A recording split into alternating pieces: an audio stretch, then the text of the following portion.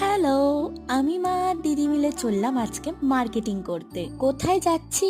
দাঁড়াও দাঁড়াও, সব তোমাদের সাথে শেয়ার করব আস্তে আস্তে। প্রথমে চলে গেলাম ব্যান্ডেল থেকে বালি। বালি থেকে বড় একটা মেট্রোর লাইন দিয়ে চলে গেলাম শোভাবাজার। শোভাবাজার থেকে মাত্র 2 মিনিট লাগে এই মার্কেটটায় আসতে, যার নাম হলো হাতিবাগান। আমি এই প্রথম এই মার্কেটে আসলাম। মনে হচ্ছে যেন জুয়েলারির খাজানা রয়েছে এখানে। খুবই সুন্দর সুন্দর জুয়েলারি কালেকশন। কোনটা ছেড়ে কোনটা নেব সেটাই ডিসাইড করতে পারছিলাম না।